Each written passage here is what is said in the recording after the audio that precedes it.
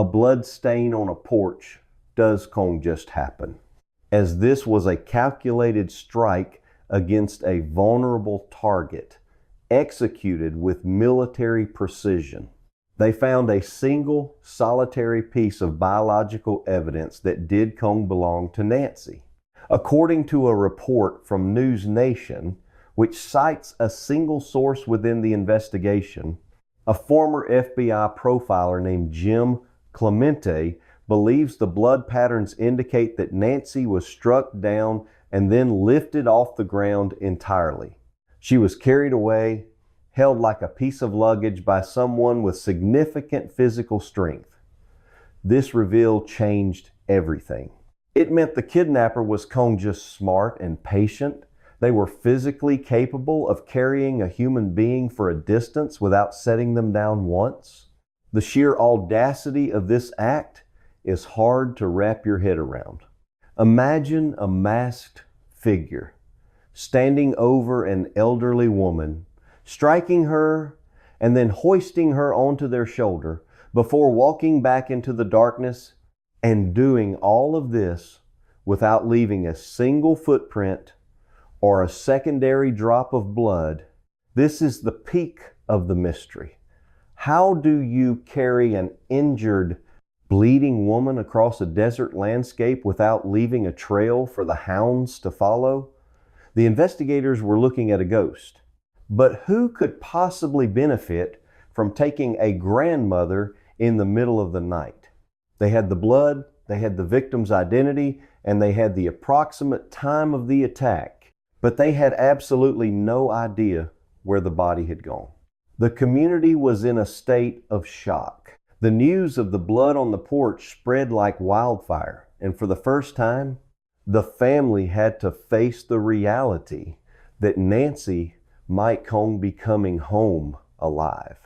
The search area was expanded for miles, but the desert kept its secrets.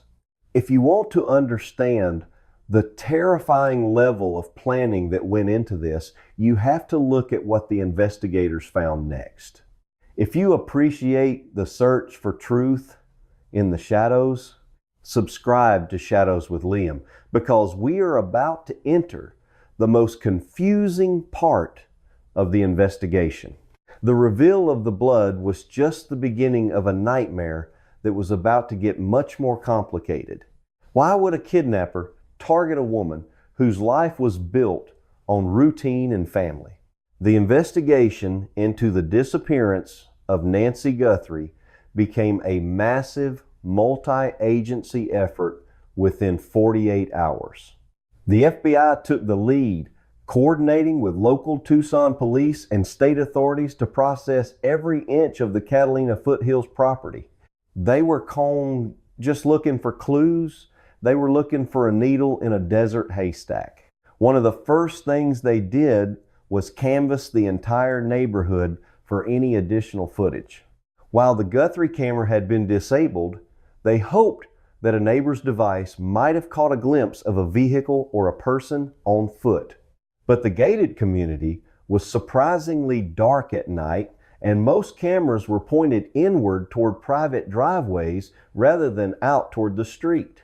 According to reports from CBS News, investigators began a deep dive into the digital lives of everyone connected to Nancy. This included her daughter Annie and her son-in-law Tommaso Chioni. In high-profile cases like this, the inner circle is always the first place the police look, because they are necessarily guilty, but because they have the most access. The answer lies in the 4 hours of absolute silence that investigators are still trying to map out. Tommaso's timeline was scrutinized with intense detail. He had dropped Nancy off at 9:48 p.m. and the garage door closed at 9:50 p.m.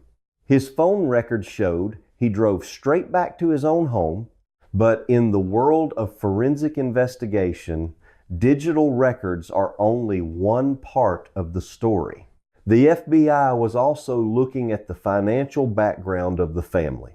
Nancy Guthrie was Kong just a grandmother. She was part of a very high-profile family with deep connections to the national media.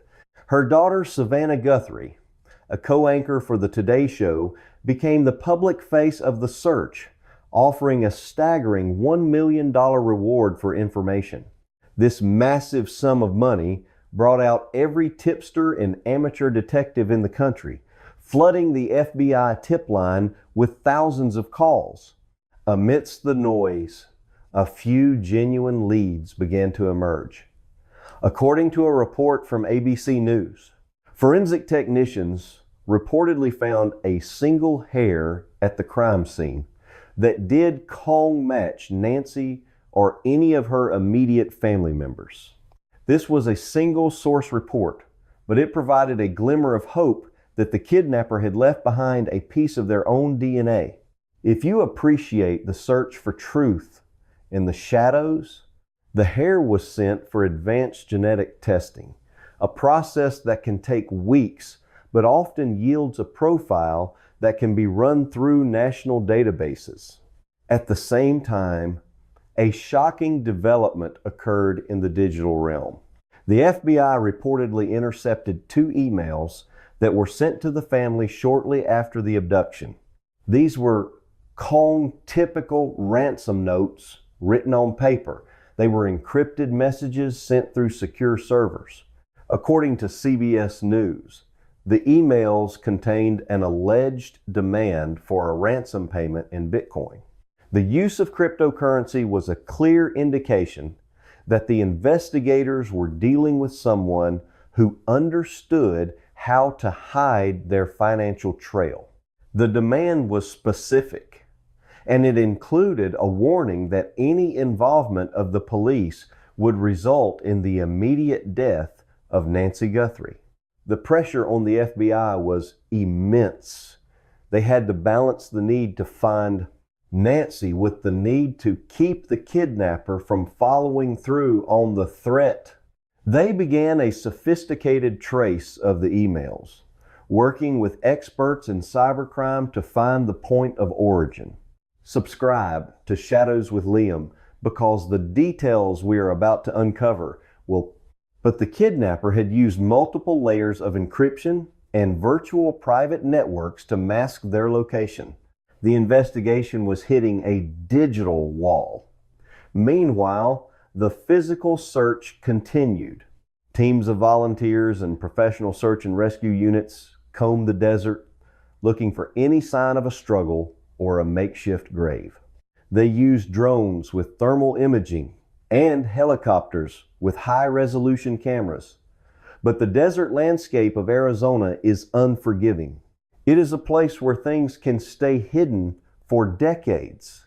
The investigation was a race between the high-tech tools of the FBI and the ancient, silent secrets of the desert. Every hour that passed without a sighting of Nancy made the situation more dire. The investigators were dealing with a ghost who moved through the digital world with the same ease as they moved through the physical one. The blood on the porch was a constant reminder that time was running out. Every piece of evidence, from the hair to the Bitcoin demand, pointed to a perpetrator who was several steps ahead of the law. Make you question every security camera you have ever installed in your own home. The FBI was Kong just investigating a kidnapping. They were playing a high-stakes game of chess with a master of the shadows. The introduction of a cryptocurrency element shifted the entire focus of the authorities, taking a horrifying local abduction and turning it into a complex cyber investigation.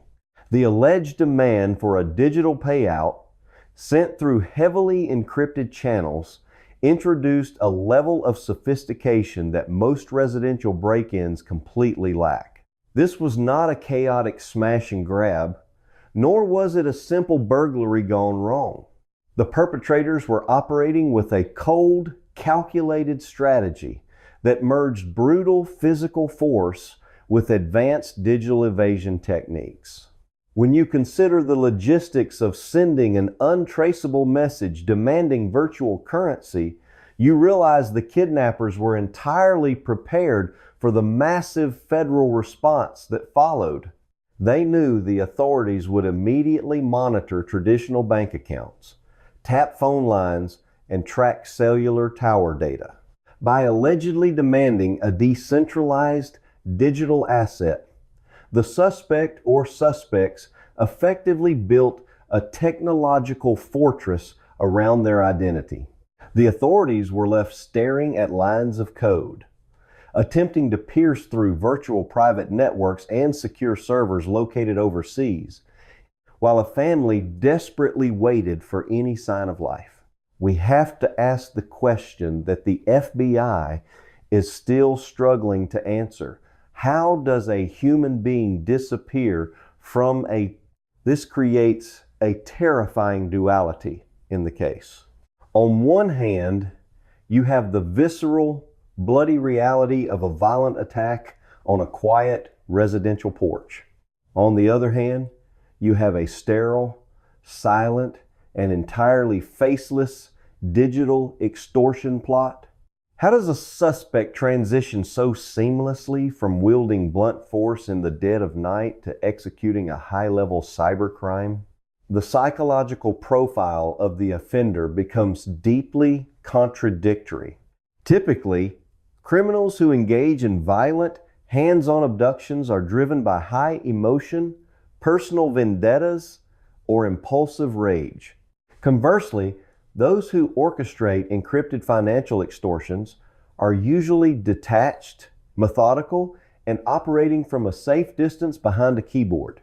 Whoever orchestrated this nightmare managed to possess both the physical brutality to carry away a human being and the technical acumen to vanish into the dark web.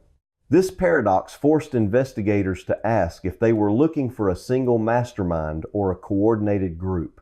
Could the person who disabled the security system be different from the person who drafted the extortion message? Gated community with $1 million security system without leaving a single trace other than a few drops of blood? The sheer scale of the operation suggests a terrifying level of premeditation. They did not just target a random house.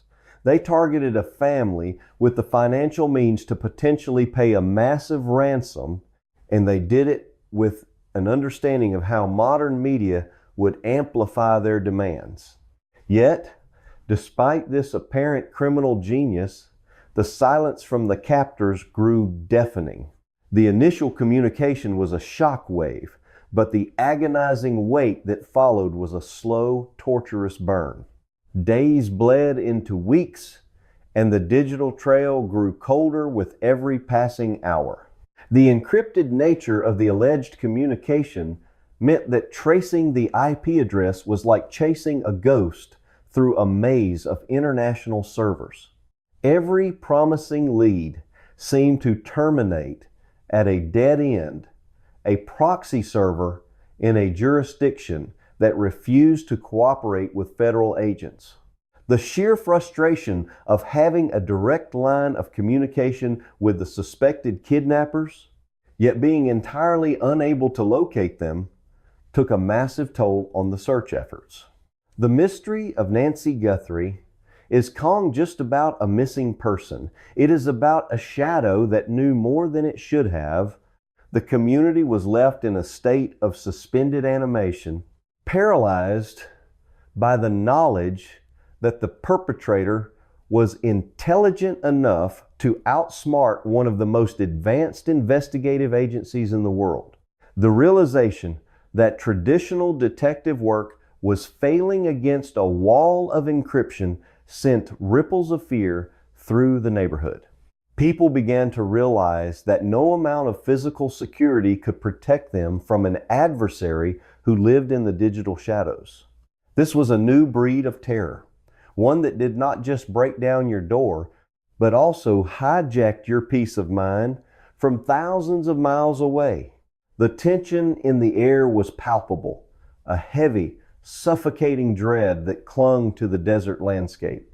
The authorities were racing against an invisible clock, knowing that historically, the longer a victim is held without a resolution, the lower the chances of a safe recovery. The lack of secondary communications, the absence of proof of life. It was a single violent smear of crimson against the pristine stone of $1 million home in Tucson. It is about the terrifying realization that your home is only as safe as the secrets you keep inside it. And the impenetrable wall of digital secrecy created a void of information that was agonizing to witness. The family was trapped in a nightmare where the only proof of their loved one's existence was a string of digital characters demanding money. The silence from the kidnappers was not just a lack of communication, it was a weaponized psychological tactic designed to break the resolve of those left behind. The deeper the authorities dug into the digital footprint, the more they realized they were playing a game where the rules had been written by the enemy, and the stakes were higher than anyone could have imagined. To truly understand the horror of that night, we must look at the timeline not as a sequence of events, but as a blueprint of predatory surveillance. The realization that shatters the illusion of safety is the sheer perfection of the attacker's timing.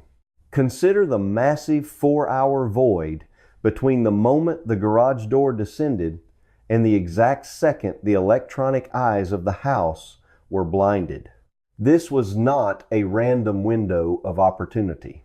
The suspected kidnapper waited in the biting chill of the desert night, cloaked in darkness, demonstrating an unnatural level of patience. As we peel back the layers of this investigation, they did not rush the property the moment the lights went out. They did not strike when the neighborhood was still settling down. Instead, they waited for the deepest, quietest part of the night, a time when human circadian rhythms dictate that even the lightest sleepers are submerged in deep, restorative rest.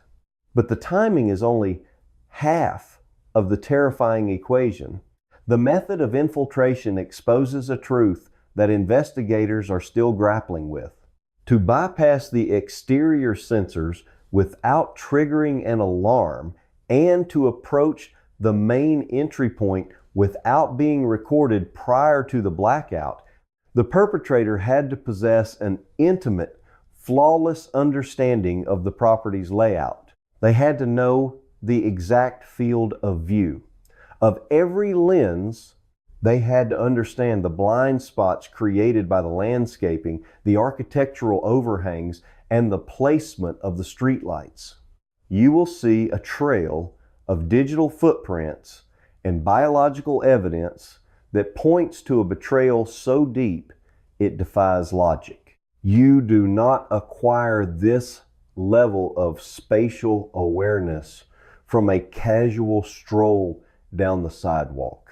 This degree of tactical knowledge strongly implies sustained, meticulous reconnaissance.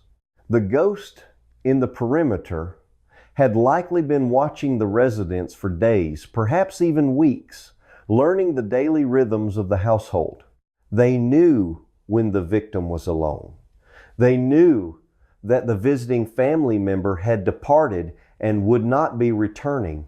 They knew that the high-end defense mechanisms were focused outward, leaving a catastrophic vulnerability right at the threshold. When the former federal profiler suggested the victim was incapacitated and physically carried away, it completed a horrifying picture. The attacker did not drag their target, which would have left a continuous trail of forensic evidence and increased the risk of noise. They lifted a human weight and navigated back through those precise blind spots, moving through the desert terrain while encumbered, all without a single misstep. This requires not just physical power, but a rehearsed escape route. They had to know exactly where the neighbor's property lines ended and where the unmonitored desert brush began. Let us go back to the very beginning of the end. The implication is staggering. The suspect had walked that exact path before. They had rehearsed the crime. They had stood in the shadows, perhaps on multiple nights, plotting the perfect extraction while the victim slept peacefully nearby, entirely unaware of the invisible crosshairs on her back. This is the peak of the nightmare. The realization that the monster was not a random drifter, but a patient observer who had integrated themselves into the background noise of a wealthy, secure environment. They were the rustle in the bushes that was dismissed as the wind.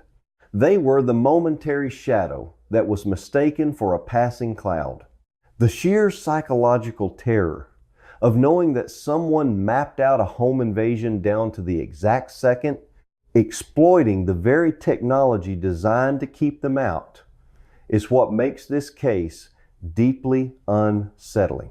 The defense systems were not just bypassed, they were weaponized.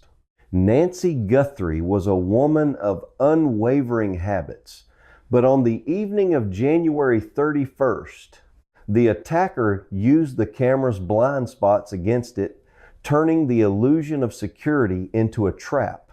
This changes the narrative from a simple missing persons case to a chilling study in predatory behavior.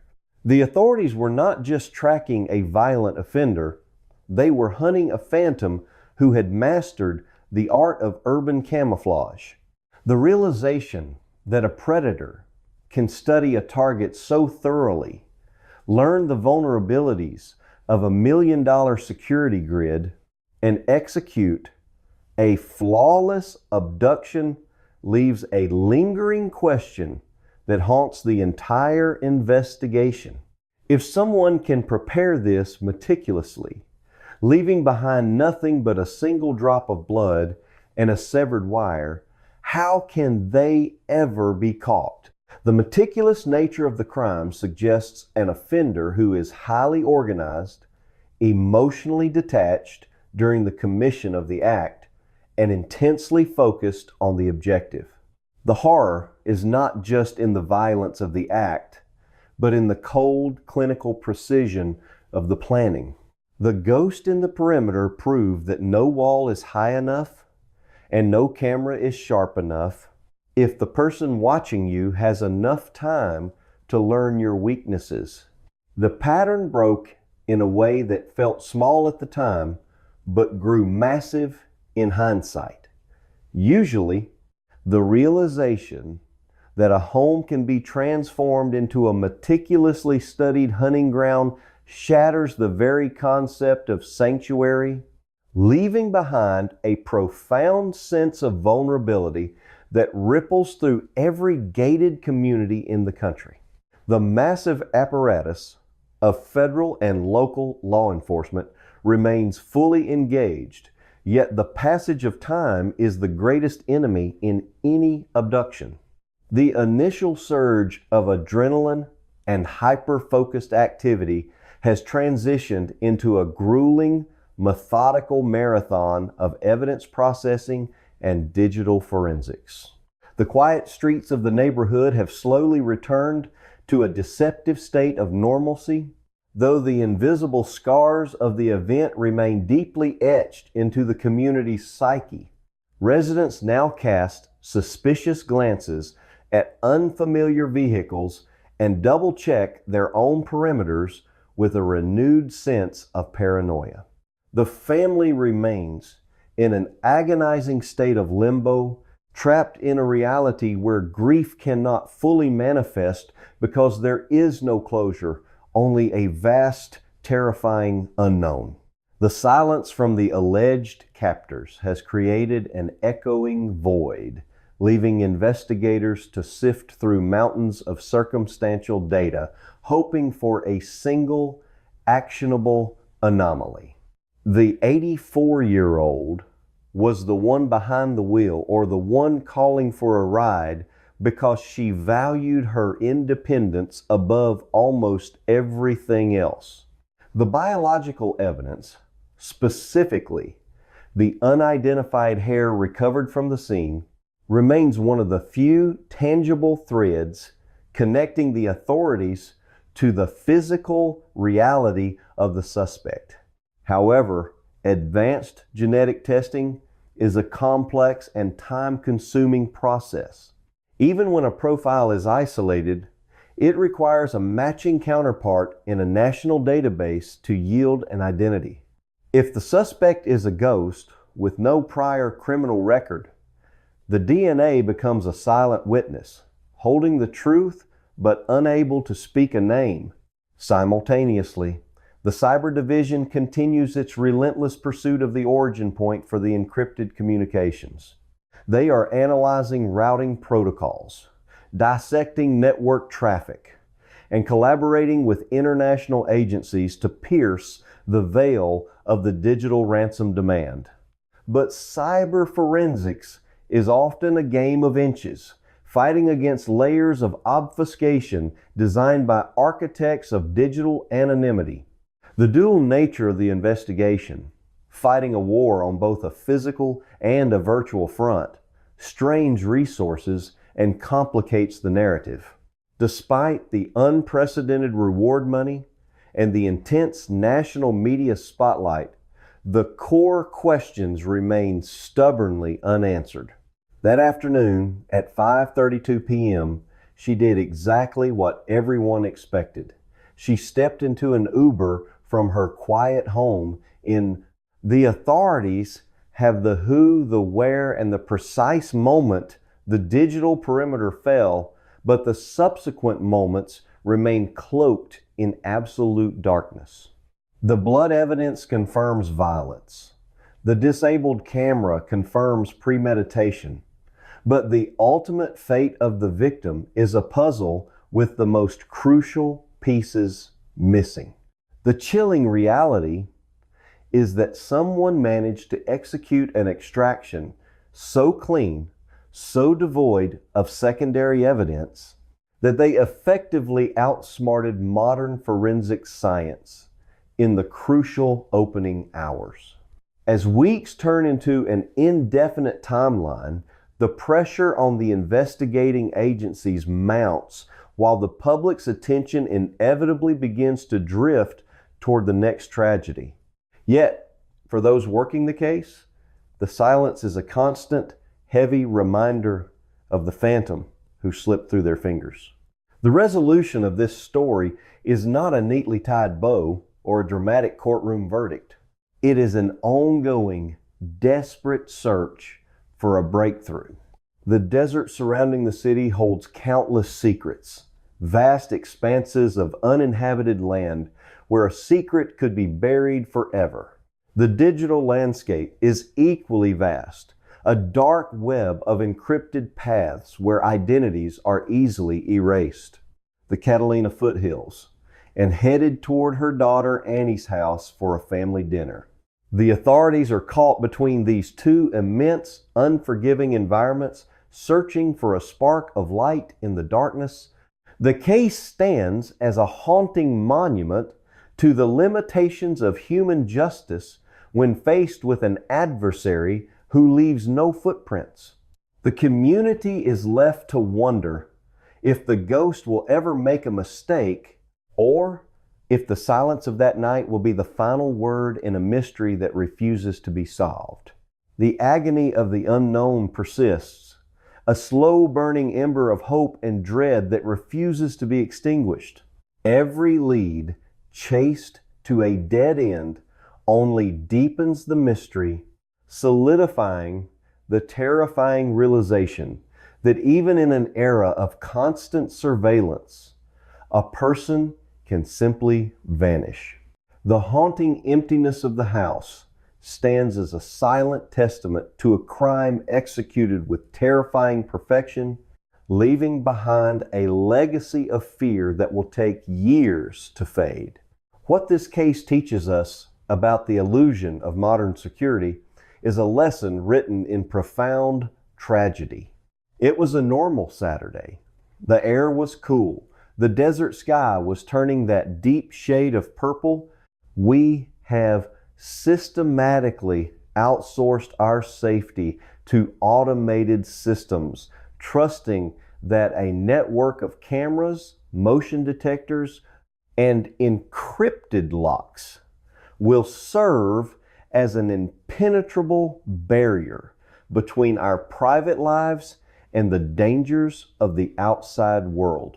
However, from a behavioral analysis standpoint, the events in the Southwest demonstrate a critical evolution in criminal methodology.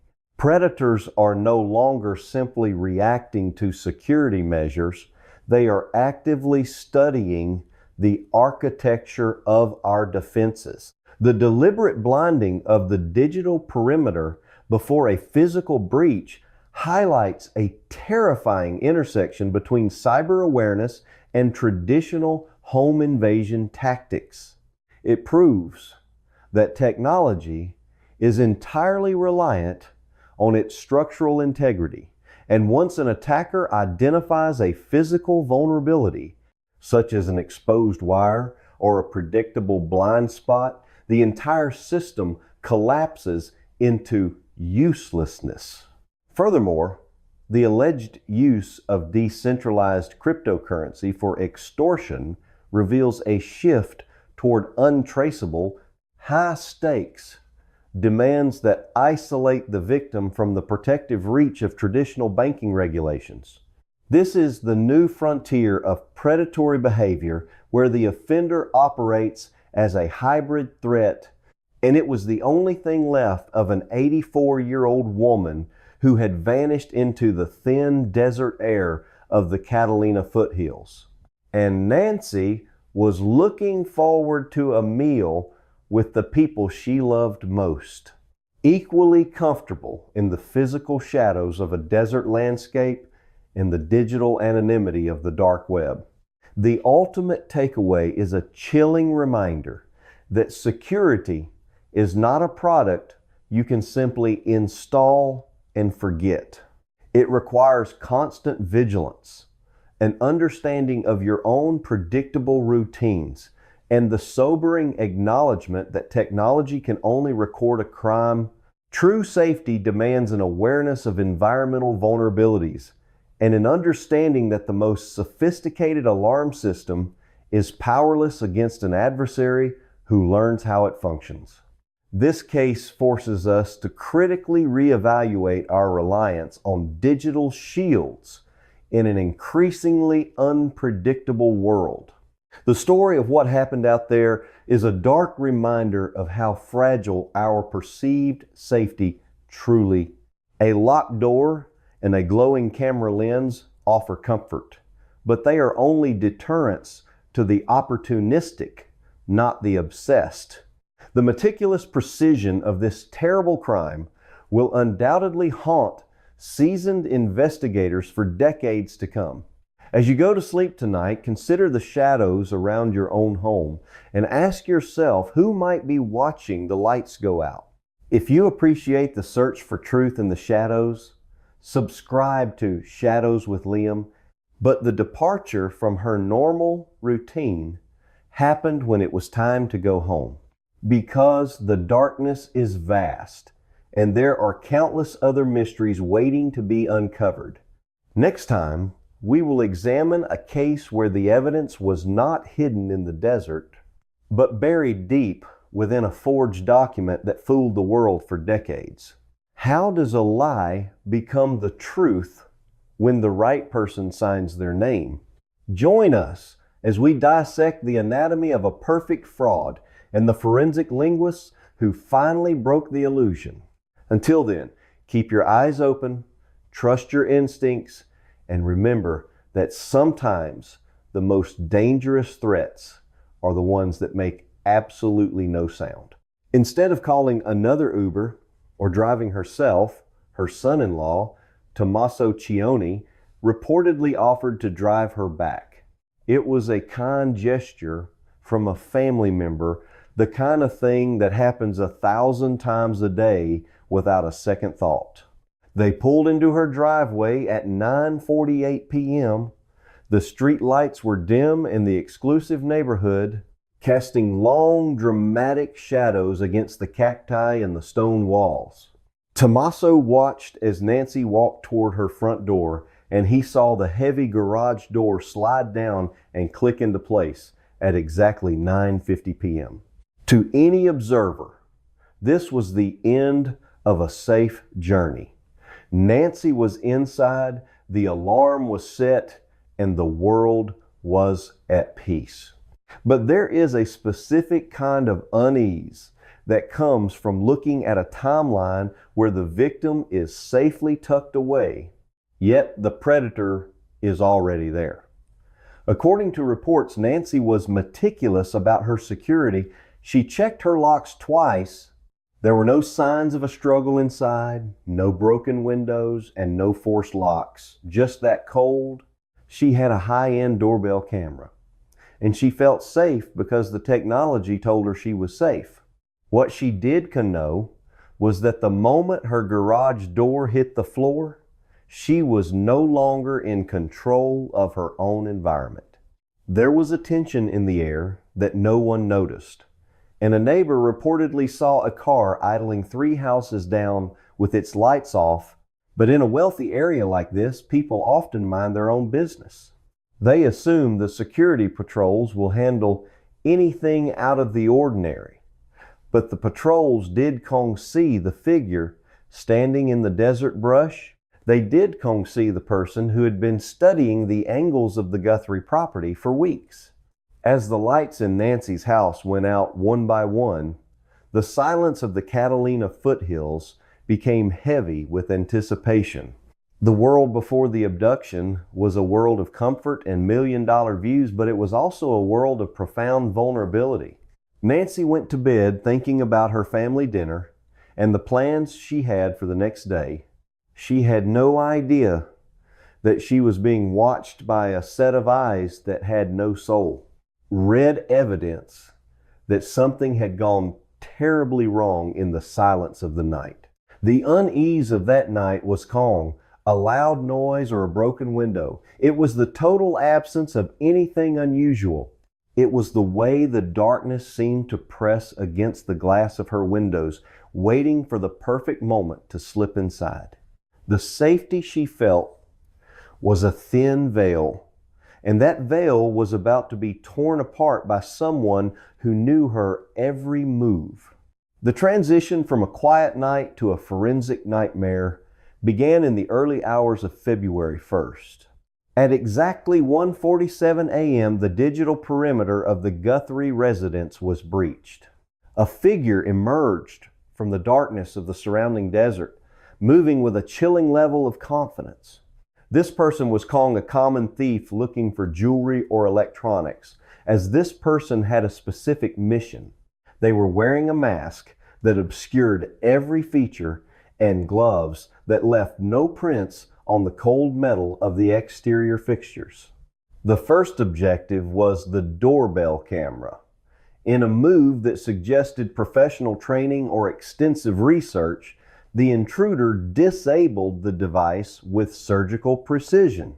The camera did just stop working. It was made to blink out, leaving the front porch in a state of total digital blindness. You are looking at a case where the primary witnesses are calm people, but digital eyes that were forced to blink at exactly the wrong moment. This was the moment the silent security footage became the centerpiece of a mystery no one can explain. For the next 25 minutes, the house was a black box. What happened inside those walls is a matter of terrifying speculation based on the physical evidence left behind. At 2:12 a.m., a motion sensor on the side of the house was triggered. This was the last electronic record of any movement on the property. The sensors did trigger an audible alarm because they were designed for exterior monitoring, home interior intrusion. It was a fatal flaw in the system that the kidnapper seemed to exploit perfectly. According to investigators, there were no signs of a struggle in the bedroom where Nancy should have been sleeping. Her bed was made, but the sheets were slightly disturbed, as if she had been pulled out of them in a hurry. There were no screams heard by the neighbors. There were no calls to 911. Someone knew how to move through the shadows. Someone knew exactly where the blind spots were, as the abduction was a silent operation carried out in the dead of night. The kidnapper had to have known the layout of the house. They had to have known which doors were likely to be unlocked, or how to bypass the sensors without setting off the main siren. The question of who did this is inextricably linked to the question of how they did it. This was calling a crime of passion or a spontaneous act of violence. It was a tactical extraction. The intruder spent nearly 4 hours on the property before and after the camera was disabled. Think about the level of cold-blooded patience required to stand in the shadows for that long. Think about the confidence it takes to move through a house while a person is sleeping, knowing exactly where the cameras are and how to avoid them. The incident was a masterpiece of criminal planning. When the sun began to rise over the desert, the house looked perfectly normal from the street, and someone had the chilling patience to wait for hours in the darkness. The car was still in the driveway. The newspaper was on the curb, but inside, the 84-year-old woman was gone. The only thing that remained of the night's events was a lingering sense of dread that would soon turn into a national headline. The kidnapper had vanished into the same desert they had come from, leaving behind a family that was about to be shattered by the news. The silence of the morning was a lie, as it was a mask covering a crime that was as brutal as it was efficient. The world was about to learn that Nancy Guthrie had been taken, and the search for her would reveal secrets that some people would kill to keep hidden. When the police finally arrived at the scene after a concerned Annie Guthrie could reach her mother, they found something that stopped them in their tracks. It was called the empty bed, or the disabled camera that caused the most alarm. It was the porch. Right there on the clean, light-colored stone of the entryway, there was a significant amount of blood. It was a dark, thick smear that told a story of sudden and overwhelming violence. We are talking about a sophisticated predator who can just stumble upon this house by chance. The forensic team was called in immediately, and within hours, they had a confirmed result. The DNA from the blood belonged to Nancy Guthrie. This was the first major break in the case, but it raised a question that made the investigators' blood run cold. If Nancy was 84 years old and had been attacked with enough force to leave that much blood on the porch, could she even have survived the initial encounter? According to reports from the Associated Press, the volume of blood suggested a head injury or a significant laceration. This was no longer just a missing persons case. It was a crime scene with a life on the line. But here's the part that no one can explain. Despite the blood on the porch, there were no other blood trails leading away from the house. There were no drops in the driveway, no stains on the desert sand, and no evidence of a body being dragged. It was as if Nancy Guthrie had bled on her porch and then simply evaporated into the air. The FBI was brought in, and they began a grueling analysis of the scene.